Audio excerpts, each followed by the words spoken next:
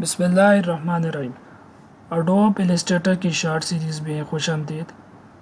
आज की वीडियो में मैंने आपको एक सर्कल को दो हिस्सों में तकसीम कर लेने का तरीका बताना है और ये भी बताना है कि आपने एक बेसिक शेप से एक सर्कल से कैसे आप मस्जिद के मेहराब की शेप बना सकते हैं। तो स्टे कनेक्टेड। सबसे पहले आपने एडोब इलस्ट्रेटर की न्यू फाइल बनानी है। जैसे कि आप स्क्रीन पर देख सकते हैं कि मैंने पहले से एक न्यू फाइल बनाई हुई है।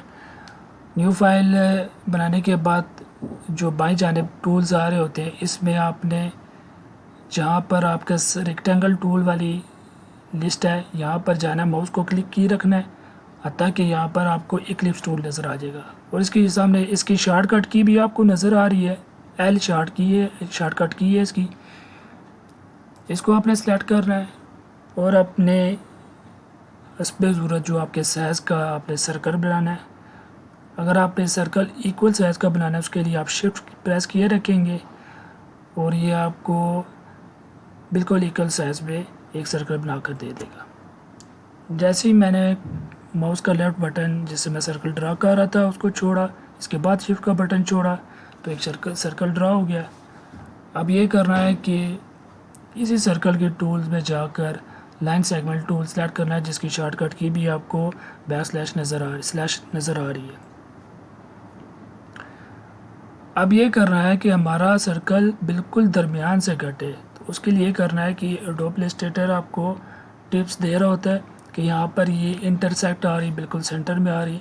तो अगर आप कर्सर ले जाएं तो ये बिल्कुल सेंटर में जब जाएगा तो यहाँ पर आपको एक पिंक कलर की लाइन दे रहा होगा, जिससे ये पहचाना जाएगा कि बिल्कुल आप सर्कल में आ चुके हैं। यहाँ से शिफ्ट प्रेस करते हुए मैंने क्लिक करते हुए लाइन ड्रा की और बिल्कुल सीधा मैंने सर्कल के क्रॉस करते हुए इसके दूसरे सिरे से बाहर निकल गया। इसके साथ में मैं इसकी प्रॉपर्टीज़ में जाता हूँ और सर्कल को 1 पॉइंट तक की विड्थ मैं इसको दे देता हूँ, इस स्ट्रोक को। अब ये स्ट्रोक की लेयर ऊपर है जैसे कि आप ये देख सकते हैं और इक्लिप्स इसके नीचे है, ये ऊपर होना ज़रूरी है। अब मैं डायरेक्ट सिलेक्शन टूल में जाऊंगा, जिसकी शॉर्टकट की भी वी दी जा रही है। इन दोनों को मैंने ड्रैग करके सिलेक्ट कर लूँ या शिफ्ट के साथ सिलेक्ट कर लूँ, दोनों को सिलेक्ट होना ज़रूरी है। जब मैंने दोनों को सिलेक्ट कर लिया तो विंडोज़ में जाकर पाथ फाइंडर को मैंने ढूंढना है। ये टूल जब सामने आ जाएंगे तो आप देख सकते हैं इसमें मुख्तलिफ आपको पाथ फाइंडर की ऑप्शंस टूल्स नज़र आते हैं। तो इसमें पाथ फाइंडर जहाँ पर लिखा हुआ है, इसके नीचे से डिवाइड का जो पहला ऑप्शन है, इसको आपने इन दोनों के सिलेक्शन के बाद क्लिक करना है। अब ये क्या करेगा कि वो जो लाइन थी इसने डिवाइड कर दिया है हमारे इस सर्कल को, लेकिन वो भी जो है ना ग्रुप की सूरत में। अब मैं इसको राइट क्लिक करूँगा, इसको अनग्रुप करूँगा। जैसे ही अनग्रुप करूँगा अब ये दो हिस्सों में तकसीम हो चुका है। जी लीजिए कितना आसान है दो हिस्सों में तकसीम करना इसको सर्कल को। अब अगर मैं आपको इस तरह की शेप जो कि मेरा आपकी आप देख रहे हैं, एक है कि मैं पेन टूल से बनाऊँ, दूसरा ये है कि मैं इस तरह की शेप बेस बना लूँ और ये बेस बनाने के बाद इसको मैं पेन टूल और डायरेक्ट सिलेक्शन टूल से इसकी शेप में मेहराब की तरफ बना दूँ। तो मैं आपको ऐसे करके बताता हूँ।